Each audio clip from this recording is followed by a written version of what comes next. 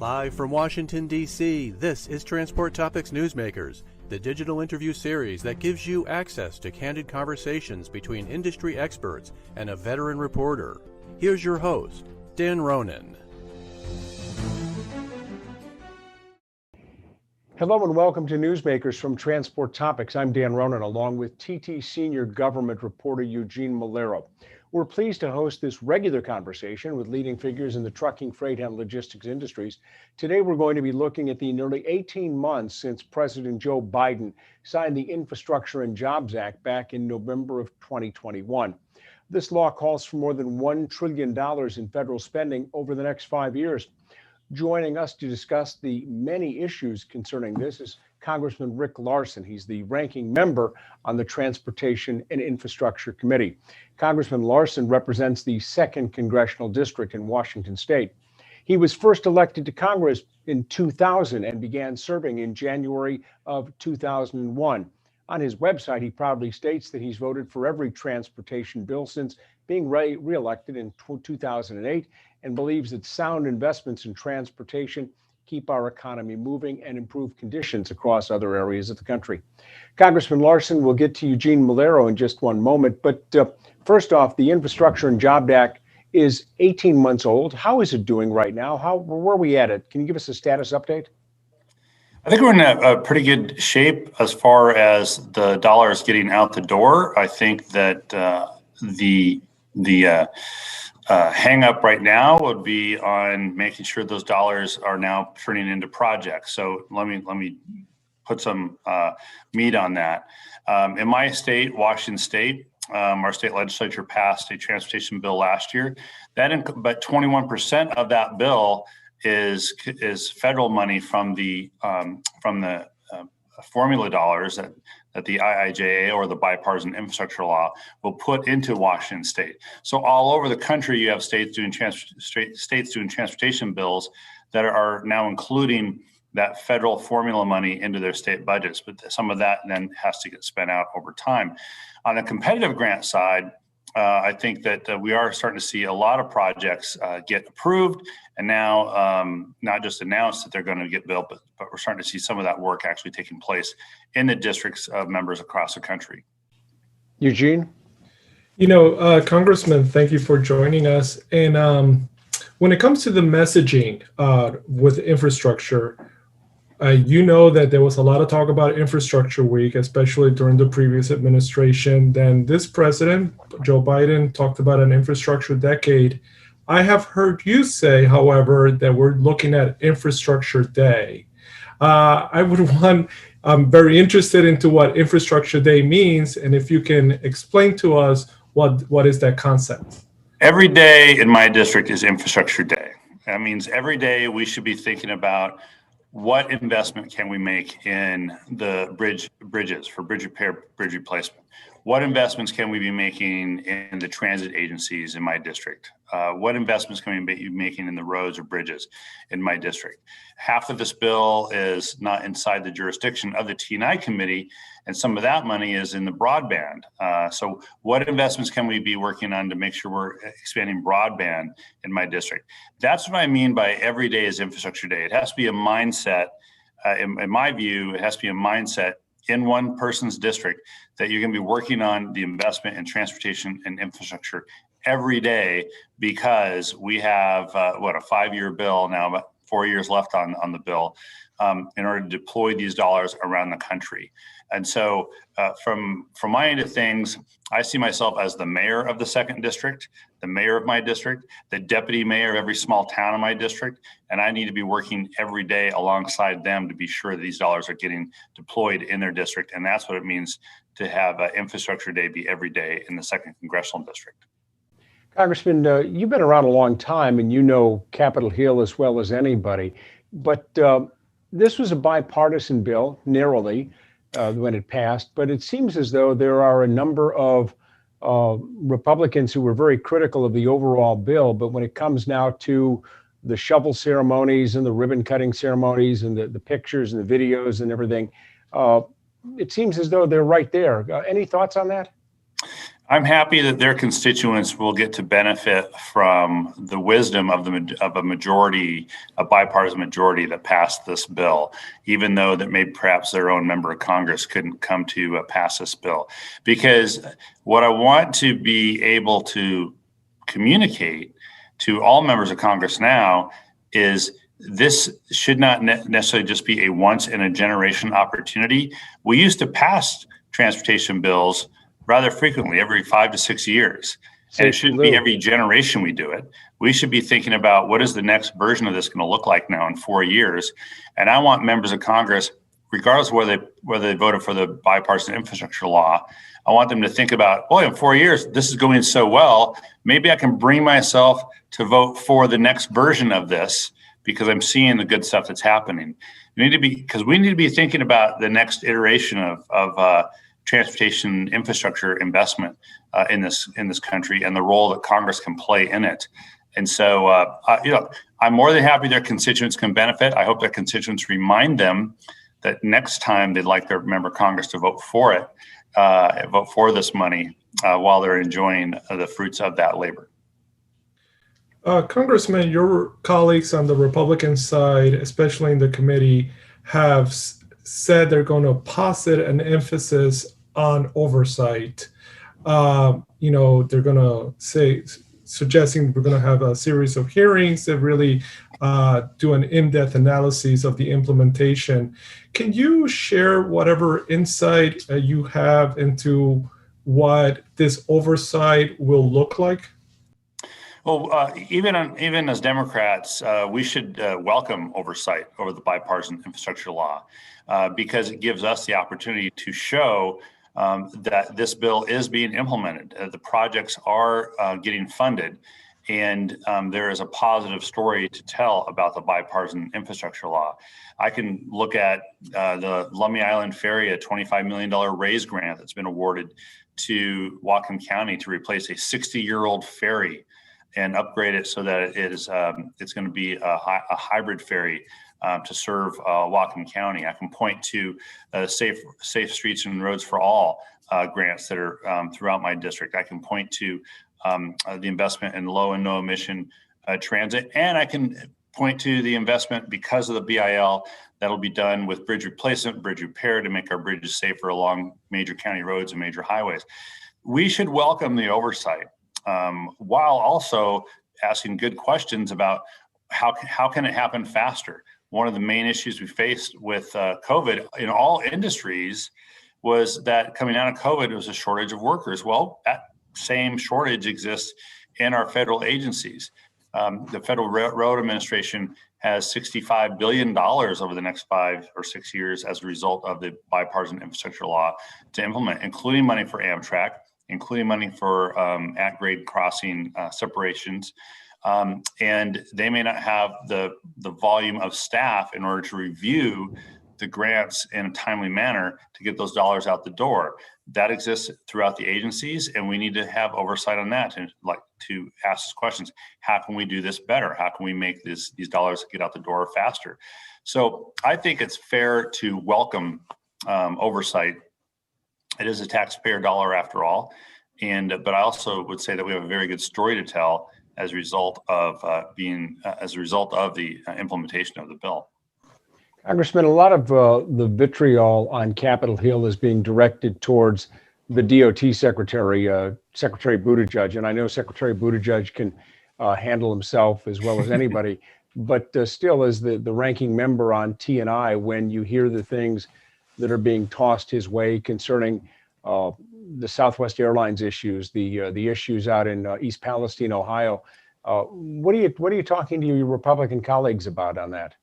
I tell them that there's some confusion about what the role of the Secretary of the Department of Transportation is. I don't know that there's been one Secretary of the DOT who has actually been a train engineer, a computer scientist, a pilot, or an air traffic control dispatcher all at the same time in the first in any time frame. It is somewhat silly to be asking any Secretary of the Department of Transportation to be everywhere all at once. And I think that Secretary Buttigieg, as you noted, has handled himself very well. He understands that that a lot of this is politics, that the focus on the derailment, as a for instance, should be really on how can we minimize derailments in the future and possibly eliminate them. The focus on the Southwest Airlines should be on making customers whole and pushing Southwest to put the investments in so this doesn't happen again. The national shutdown on January 11th, the focus should be on continuing to maybe speeding up the technology investments that are really necessary at the FAA to avoid this kind of situation in the future. That's the role of the Secretary of Transportation, and he knows that. But also, it's part of my job to, as a member of Congress, to do good oversight and say, so let's get those things done as well. But some of the criticisms that he has taken for almost expecting him to be an operator, if you will, of some of this of the transportation system. That's not any secretary of DOT's job. It is a job to ensure the system is safe, that it operates well, and when it doesn't, to make it safer and to make it operate better. And that's his focus. Let me follow up real quickly then. The era we live in with social media and constant communication. Should he have gone to Ohio sooner than he did, 10, 14 days after the accident, and put on the hard hat like he did? Should he have been out there on day 2 or 3? Well, I know that there were derailments in my district, just outside my district, and during the Trump administration, the Secretary of Department of Transportation didn't come, and we managed to solve and work on those issues and solve them just fine without the presence of the Secretary of the Department of Transportation. That said, I would just quote the Secretary. I will paraphrase the Secretary himself, who said he probably should have gone sooner, but I'll leave that to him. Frankly, I think that's a little bit in the past. We're really focusing on how can we make the rail system safer, and on cleanup. Cleanup isn't necessarily the Secretary of Department of Transportation's job. That's over in the EPA side of the house, where a lot of the focus is right now. So I'll just leave it to the Secretary's words about whether he should have gone sooner or not. Eugene? Congressman, somewhat of a follow-up. The Secretary will be going before Capitol Hill to explain to your colleagues the President's budget request for fiscal 2024. A two-part question. What would you like to hear from the Secretary in regards to the current budget proposal from the White House? And also, one big picture, two takeaways of this budget proposal. Yeah, the first thing I'd like to hear from the Secretary as it comes to Capitol Hill is to demonstrate what this budget does to further implement the bipartisan infrastructure law. The implementation of the BIL is critical.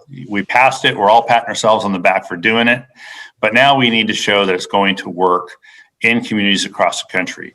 The department has a good story to tell, and I look forward to the Secretary pointing out those stories. The second thing on that point, though, is the Secretary needs to be forthright to Congress about what are the challenges to implementing the bipartisan infrastructure law. Let's get those out in the open, should they exist. I think there are a few of them, like the staffing at agencies. Let's get those out in the open so that we can do even a better job of implementing the bipartisan infrastructure law. I think the second thing is generally is for the Secretary to address is the safety of the transportation system. What steps do we need to take on the safety of rail? What steps do we need to further take to cut down on near collisions in the airspace and on the ground at airports? What has he done, and what are the next steps for that? I think those are the two big picture items that he ought to focus on for members of Congress. Questions that certainly I get when I'm at home. To that end, to the safety issue, Congressman, we've had a couple of very close calls. Austin, Texas, in the airline industry here a couple of weeks ago, almost had a major collision there. We've had East Palestine, and then we've had a couple of other derailments as well. Are Are companies, in your opinion, focusing on the wrong things? Have they sort of lost their way when it comes to culture of safety? We've had a remarkable record for airline safety the last 20, 22 years. It's extraordinary, but it seems as though we've been tap dancing pretty close to the edge lately.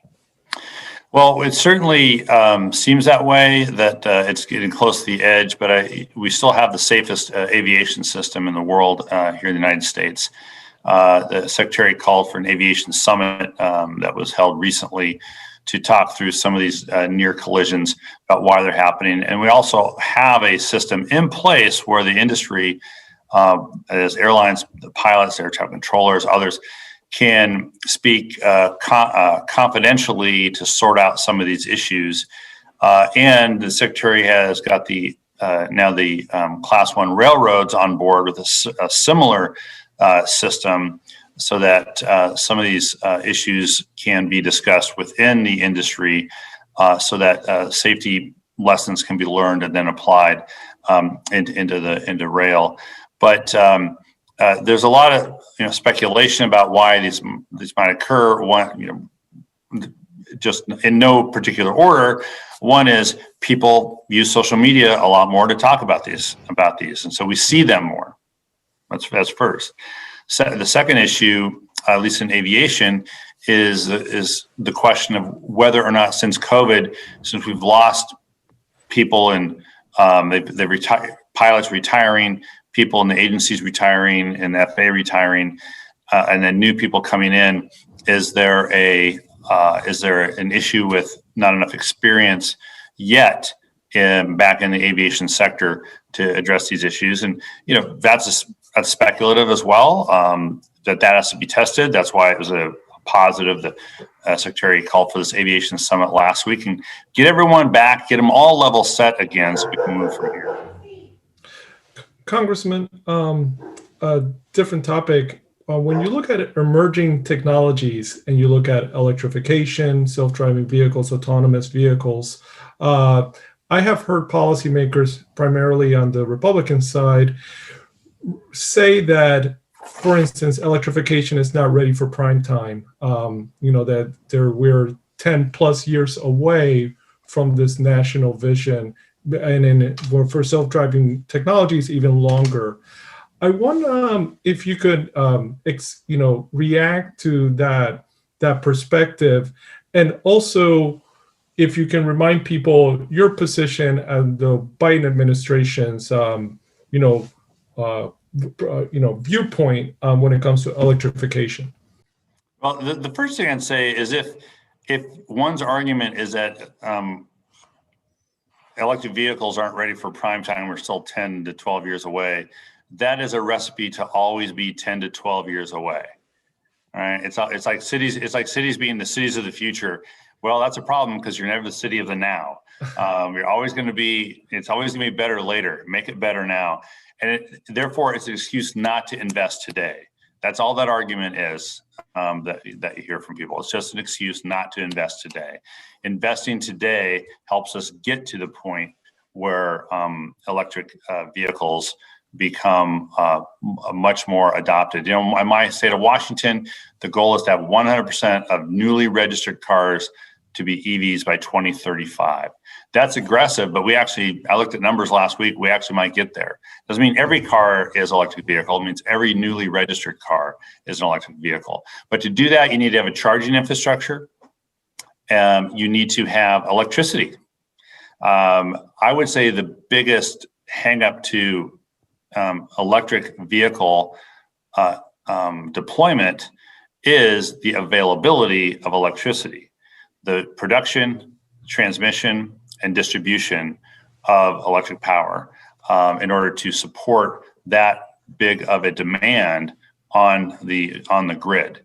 And that's going to take a different kind of investment, a bigger investment that's more about the basic infrastructure of electricity delivery, as opposed to, I think that's going to be a lot tougher than getting people to adopt EVs as part of the norm, part of the mix of vehicles that are getting sold. You had a second question? Yeah. So then, you pretty much answered it. So when you hear, Secretary Buttigieg and the White House really tout the potential and the optimism of reaching, zero emissions, by, the certain timeline, your reaction is that is attainable. We need to push that goal. We need to push that goal. I said in my state, it's attainable that we'll achieve 100% newly registered vehicles as EVs by 2035.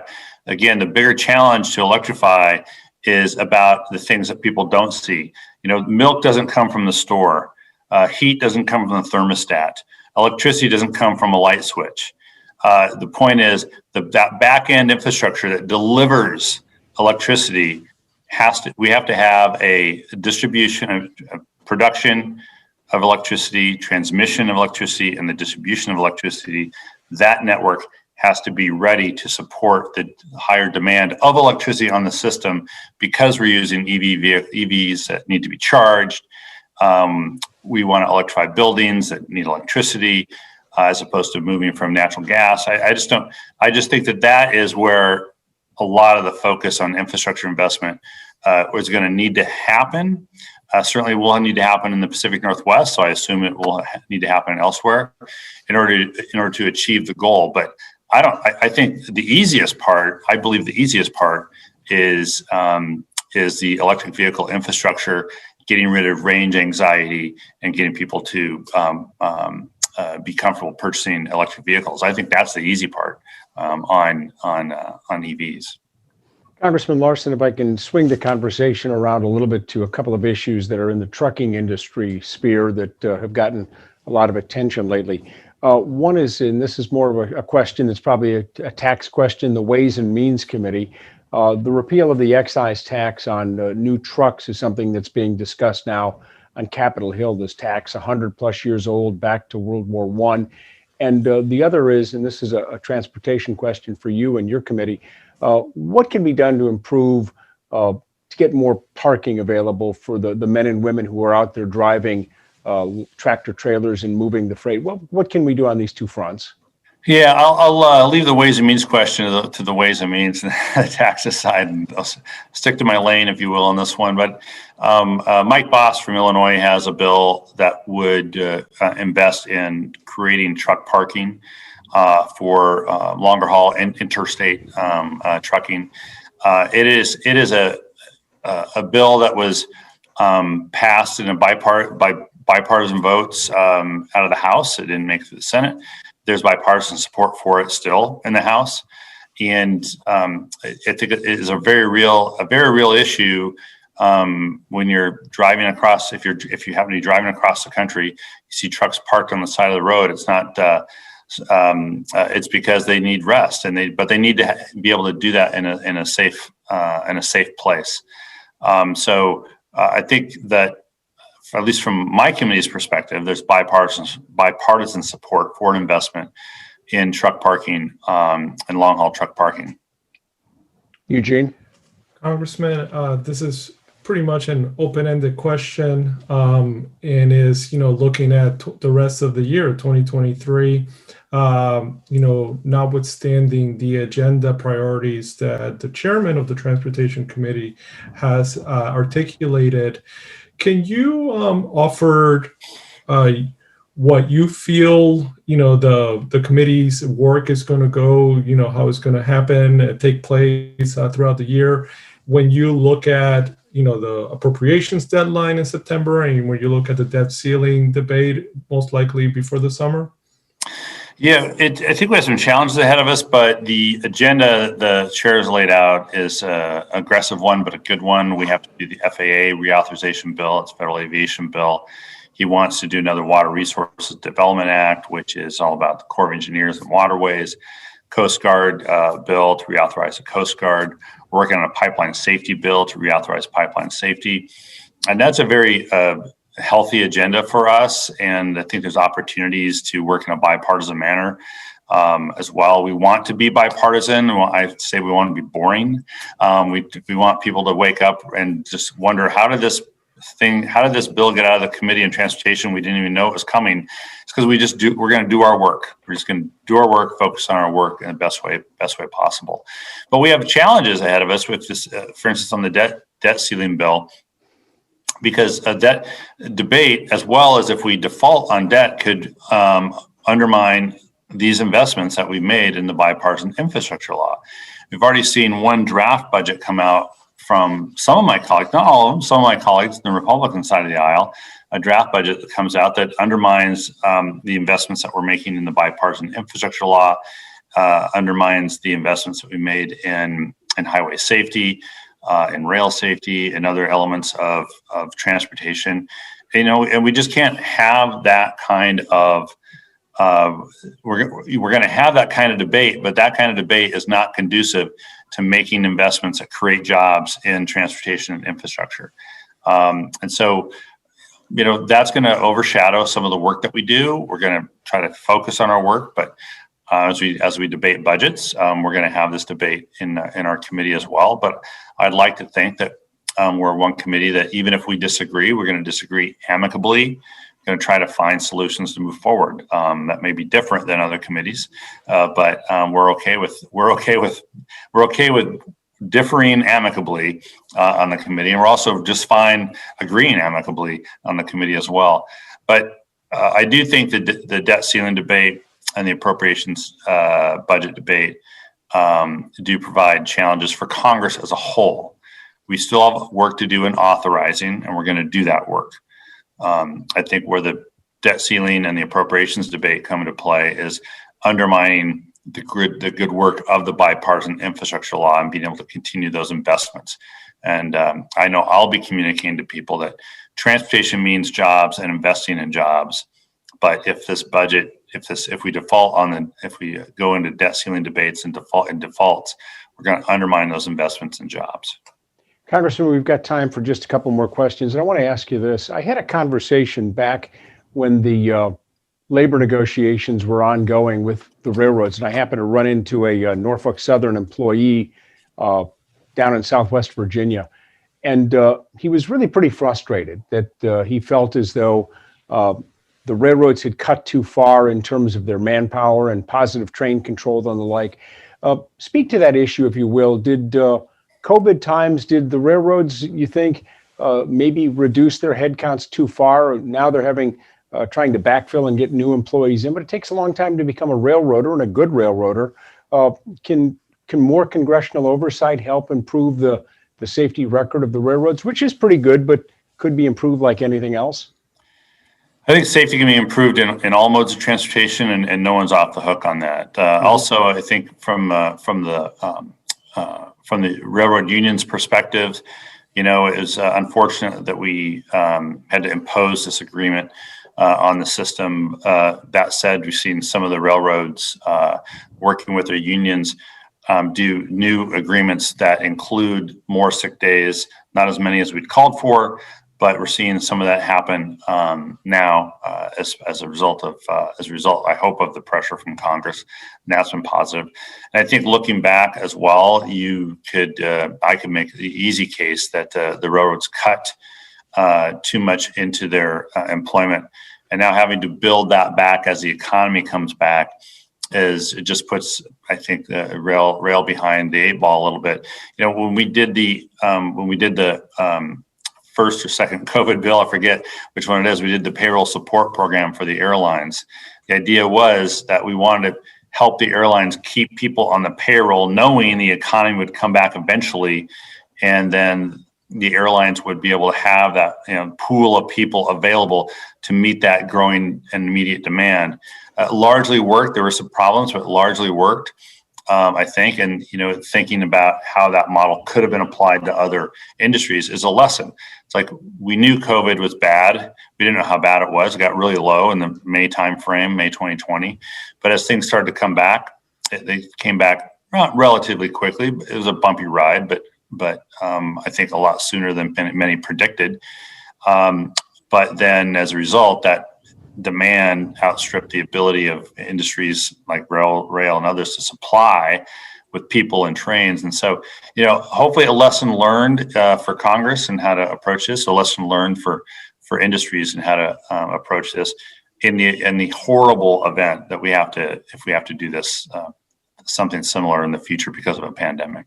Eugene, you get the final question of the congressman. All right, Congressman, lastly, kind of sticking with the theme of workforce, the trucking industry estimates they're short nearly 80,000 drivers, commercial truck drivers. And when you look at the supply chain, other industry leaders are also saying that, that workforce continues to be a challenge. Can you speak about the White House's programs to recruit and retain underrepresented populations as well as women to enter the workforce in the supply chain sectors, and also your viewpoint as to what can be done to boost those workforce numbers? Yeah, look, the White House approach, my approach, any sensible person's approach should be a very practical approach. And that practical approach is based upon a United States that has a very different demographic that existed when the current generation of people who are retiring got into the workforce. The United States, the demographics in the U.S. have changed. Recruitment, therefore, to new populations needs to take into account that these underrepresented groups are people, are Americans just like anyone else, who deserve the opportunity to have these good paying jobs that are currently going wanting.